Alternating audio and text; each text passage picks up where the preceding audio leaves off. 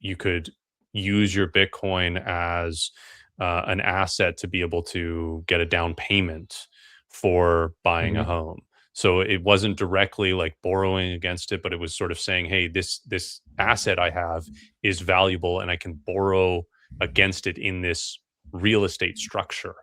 And there's no margin call with that, and the interest rate would be tied to what you pay with for a mortgage. And so it's like these kind of things become more acceptable, and the infrastructure gets built out for it. That might even make sense for somebody in as it develops too. So it might not look like what we're looking at today, where there's these sort of neo financial groups that are crypto adjacent or crypto native that are doing this, but it's going to just look, it's going to be tied into what we already have existing, and so much more.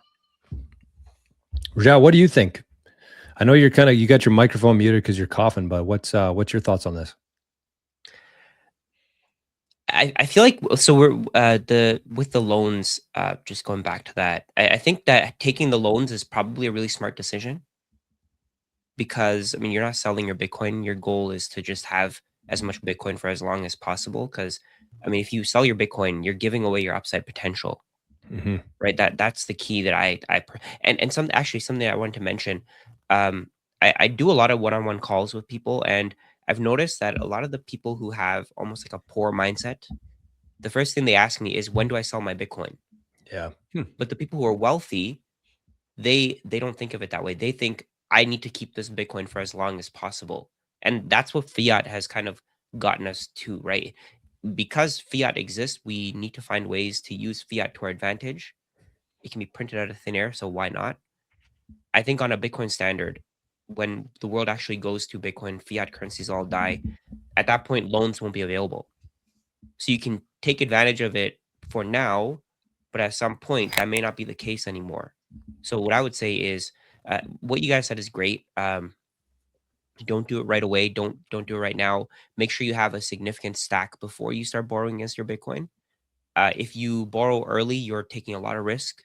You could potentially lose your entire stack, and I don't think that's worth it. Yeah, I mean, you're definitely taking on risk, and people have done really well with it. Like I've listened to an interview with the guy from Ledin, the CEO, and he said there's people that have taken out loans and they literally just refinance it every year. They've never paid it off. They've never closed out their loan because the Bitcoin out appreciates it, and maybe they took that Bitcoin, the fiat they got from it, and bought more Bitcoin. So it's a way of sort of leveraging and all of that. But just I think where people can get tripped up here is really not understanding it enough and just kind of saying, well, oh, well, it's tax advantaged, or it's I can take some of the money out, and um, I can buy more things with it, right? It's just it's sort of like it sort of seems like a thing that's like almost too good to be true. And if the and it is a good system, and Rajat is right that like it is a good idea. The math Mhm. works out, the math checks out.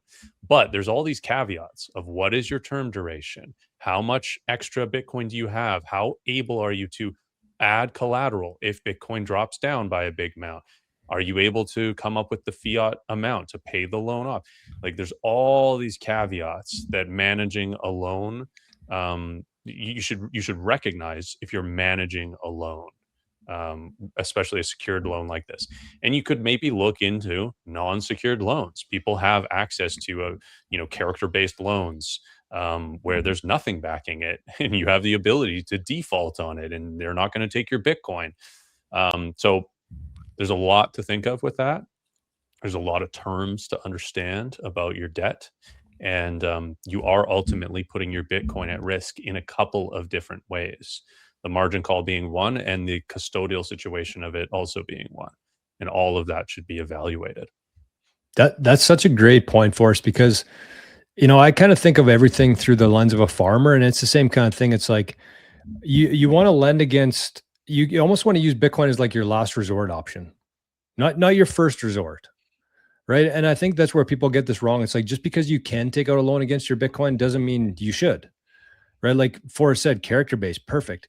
And I think of like a farmer where if he had to go to the bank and he needed some money for something, whether it's a new hot tub for his wife or a new quad for his kid, whatever it is, the last thing that he wants to put up is his land, but maybe he loans against a semi or the corn that he has in one of his bins. Maybe he uses those as collateral versus his land. And I think the land is almost like the last case option for him to lend against. And it also really depends too on how much money you have coming in. What's your harvest looking like this year? Because if you're just using it to buy things versus invest in something, it doesn't make a whole lot of sense. And think about like an early farmer where he has just a little bit of land. He just started his operation and he's maybe using that land to put back into his farm, to invest into more equipment so he can produce more and then buy more land. He's not using that, half section of land to buy groceries next month. So it really depends. But once he has a huge operation, then it's just like, okay, well, I got enough. It doesn't really matter now. I don't want to sell this land, but this land is going to appreciate. I have enough money coming in and I'm laughing. But it's just like, where are you in that stage? What's your farm looking like right now? Is it a couple of acres or is it a half section of land? Those are two different conversations to me. Yeah. Oh, and also, Forrest, are you drinking moonshine? I'm drinking moonshine every day. It's not a water bottle, it's moonshine. You can't even see it. It looks tasty though. What is that? Water.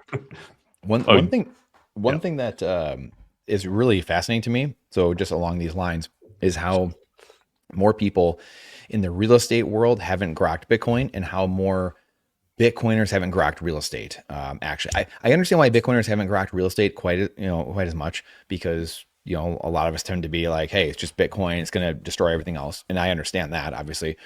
But especially real estate people not getting Bitcoin. And where I'm going with this, and I think I've talked about this with Rajat before, you have this world where, we talk about the CAGR of Bitcoin being 30, 50, 80% a year or whatever, or, every year. And there's one way to have an infinite return, and it's through real estate. Using other people's money, go raise money, buy a piece of property. Again, hard to find deals. There's a lot that comes in. That's why I left real estate, mainly because there's city risk and municipality risk. These cities are going bankrupt, et cetera, et cetera.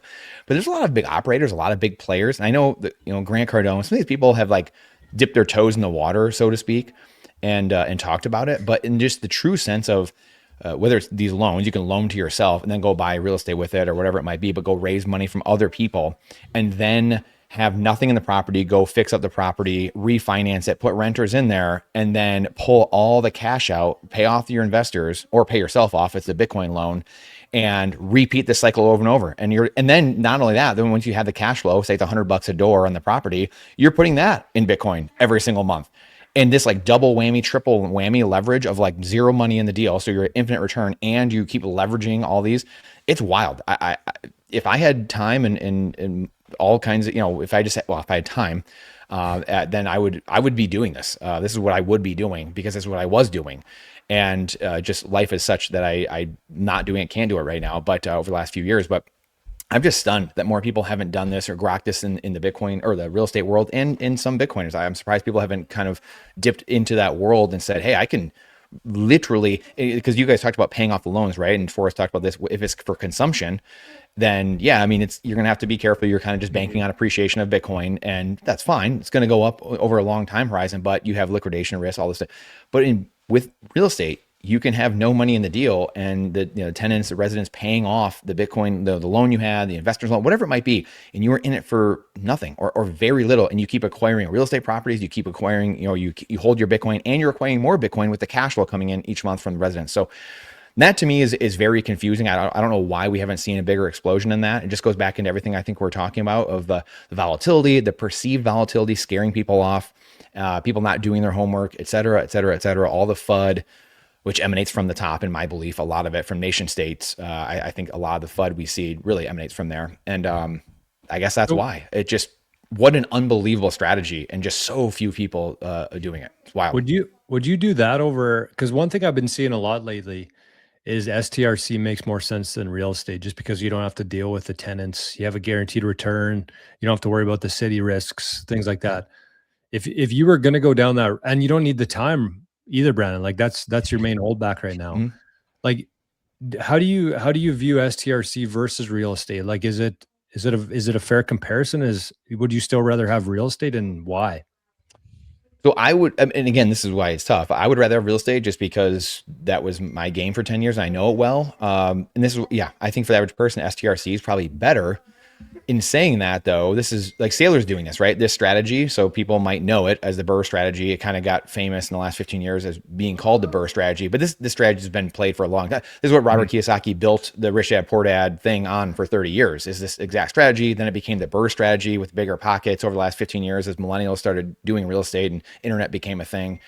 And so Sailor's doing this with business. You can do this with business too. You could come in and flip a business, or be Carl Icahn and leverage buyout, raise money, and then go take over a business, clean it all up, and then either run it or you could sell it off for a higher amount or whatever. People do this in self-storage. They do it, all over in real estate and apartments, and so this is a strategy that's used all over the place. And for me, the reason I would like real estate more, or I would do real estate more, is just because of tax advantages and literally paying no taxes. Even that, maybe even getting, if you're doing cost segregation analysis on your properties or things like that, there's a chance that the government's paying you to own real estate, to own Bitcoin, everything, if you're doing it properly.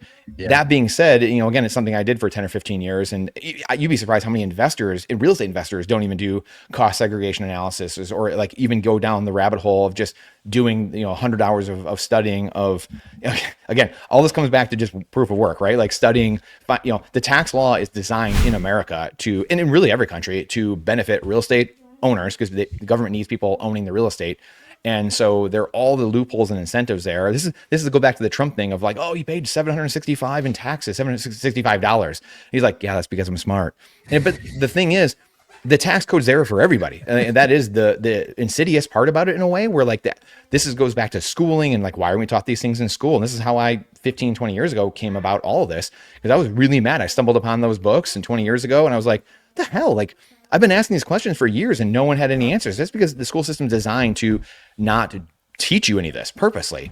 They don't want competition at the end of the day. So I got the kids all over the place back here. So guys, can you leave, please? My kid's going nuts upstairs too. I can hear it. Good thing you got the brick wall. I mean, this is wild times we're living in, boys and girls. So again, to me, it would be real estate, just because of the tax advantages. And when you're deploying it properly, you're paying zero tax, legally paying zero tax. And so to me, that's why. And I don't want to get into the paper world of that, but for the average person, again, it's a lot of education, a lot of experience needed generally to do this. And then, ironically, this is why I got out at the end of the day, because you realize, if I'm doing this for 10 years and there's no one behind me even doing this anymore, they just start investing with you, and you're like, okay, well, no one's going to get ahead by, oh, let's teach people real estate. I mean, you can't. And that's why you have to fix the money. Fixing the money is the thing that every person in the world can do, because they can understand, they can get on board with, and actually reorient the structure of society. Well said. I should probably go, guys. I don't know if you guys want to continue on, but I got to roll out. Yeah. Yeah, we could probably wrap things up here right away, but yeah, you can go give her hell for us. Thank you. Maybe we can do one more round of because I think we didn't do it last time, but we did it previously. One nugget of information, one thing that you guys got from last week, something that you want to share, and we just do a quick round with everyone, and then we kind of wrap it up. Does someone already have something? Joel, you seem ready. I like that. I like your question, Robin, but I like the Midwest pickers question, because this is a real thing right now. Whether if you're kind of the capital allocator of your family right now, yeah, and maybe you have some Bitcoin already. Maybe you already have a house. It's like, okay, well, where do I go next? Well, what's going to be better in 10 or 20 years from now? So I'm interested to hear what you guys think, from just maybe real quickly, because I think we should wrap up here and get to that question from Robin. But would you guys rather have, in 20 years, beachfront property in California, or one Bitcoin? And maybe people in the chat too. Definitely one Bitcoin. I've heard so many negatives about beachfront property. So, for example, there was a guy who basically said, I would rather not own beachfront property. He used to own beachfront property and he sold it because it was just really annoying. I mean, you're living next to water, like salt water, and that salt water is like it's rusting up everything that you have, and the mist, and it's messing you up. I don't know. I don't think I'd want to deal with that. There's just that part alone would be really annoying. I mean, other than that, I mean, I don't really care for beachfront property. After a little while, I mean, even if let's say you have a nice view, it's not like you're going to look at it every day. You get used to it. So like I look at similar than Rashad. I mean, it's a kind of hard comparison because beachfront property, if you live in it or you rent it out or whatever you're doing with it, it comes with work. As Rashad said, there's a lot of negative things that come with living next to salty things. The cars are worse. The house, like you have to deal with like all those things. And Bitcoin, you just have like there's nothing to do with that. Of course, you have to safeguard your Bitcoin, and this can be expensive, or maybe maybe it isn't, depending on what kind of strategy you're doing with how you keep your Bitcoin and how much you're doing versus how much you're outsourcing. But keeping Bitcoin is so much easier than keeping a house, like 100 times easier. And so I would always choose Bitcoin if it's the same equal value, like if you like one house equals to one beachfront property. If the question is like, what do you think will be more valuable in 10 years, one Bitcoin or one beachfront property? I mean, almost all of the beachfront properties will be less worth than the one Bitcoin. I think there might be some like crazy nice beachfront properties that are huge and like amazing. Like there might just be like really nice beachfront properties that are so huge that are definitely worth more than a Bitcoin, but it's not that many. Like there's a lot of shitty beachfront properties that already now are not costing that much, and definitely not one Bitcoin in 10 years. So the question in itself is already like, no, I don't want to deal with real estate. Like that. So you're that's taking kind of Bitcoin answer. too? 2 for 2 Bitcoin? Rajat, Robin, both Bitcoin? Yeah. Brandon? Yeah, no, I mean, I would absolutely take one Bitcoin. It's going to be worth more in USD terms, or if USD is not here, then it'll be just more purchasing power. One Bitcoin will absolutely, you could buy 2-3 beach houses at that point. That alone. And then again, back to the real estate thing too, as I see some of the comments in here, and it kind of dovetails back into this question of, I mean, again, for the average person, I think that Bitcoin, like doing the stretch thing or whatever it might be, and then recycling that, far easier, way easier, way better than trying to go get into real estate. It's a lot of, when I left real estate, I was spending like 5 or 10 grand a month getting properties. Like that's how much I had to spend each month just to acquire, one or two properties a month. That's how much competition there was, just the markets you're in or whatever, it was just crazy. People you're employing, just wild, like just truly wild. So, for me, it's easily one Bitcoin and that was the other thing too. That's why I mentioned city risk and municipality risk, all these different things, right? The entropy of the property, all this stuff. So in a different time and place, I would do real estate just because I have the knowledge already of how to do it. And say things were cheaper, I could, there's different ways that I would be doing it in a sense, long story short. But yeah, I mean, even for me now, this is again, one of the reasons I came to the conclusions, 8 to 10 years ago of Bitcoin was, holy cow, like this is insane. The level of cost, time, energy just to acquire a property or two was so egregious that you just kind of look around, you're like, there's got to be something, there's something wrong here. And I already had the prior knowledge, I guess, of gold and silver and being in that world and in real estate and reading the Mike Maloney's and, all these guys from the past in monetary history. So Bitcoin became something very quickly that you kind of grok. So again, to answer the question, I mean, one Bitcoin for sure, the ease and simplicity. And then in 10, 20 years from now, then it will make sense to then, take your one Bitcoin and buy whatever you want, right? Then you're gonna be transferring that for 3 beachfront properties or 5 or 2 or one really massive, 300 acre estate on, in Miami or something like that. Like, right? Like it's gonna be something where when it makes sense, you wanna do what you wanna do, great. You build your Citadel or whatever, but that's that transfer when the time is right. And I've always joked, just to land the plane here, that I'll know when we kind of have hyper Bitcoinization, or when society is healed from Marty McFly and Back to the Future 2, when you have Biff Tannen's Pleasure Paradise, which I've given this example before, when everything is on the alternate time continuum and Biff has destroyed everything with a sports almanac and everything's just on fire and you have a shotgun across your chest because you're just going to get gas and you're like, you don't know who's going to come carjack you. Well, when society is healed, it will be when the tenants of those properties are paying you in Bitcoin. That to me is when it'll be kind of safe to step outside and go back into the wild, go back into real estate. Some of these legacy assets, PE ratios have come back. The cap rates have come back into, the ROI and these different asset classes will come back in. Been reined in by Bitcoin. So to me, that's kind of what I'm looking for, to eventually venture back out of the house and into the legacy asset world. I love that. I love that thought of when you should be looking at other options, because I think it makes so much sense, because that essentially means that Bitcoin has been weaving into the mainstream already, which means there's much more demand, which means the price and the purchasing power of that Bitcoin's much higher. So we got 3 for 3. I'm not going to challenge you guys here. I'm going to go 4 for 4 as well. I'd rather have 1 Bitcoin, because a beachfront property in 20 years will probably cost you less than $1 million sats. So you hold on to that, you get a couple, or even better, I think, for me anyways, like I live in my paradise right now. I'd much rather live where I am right now than a beachfront property, because there's no hurricanes here. There's no sharks. There's no crazy people, chasing gators outside my door.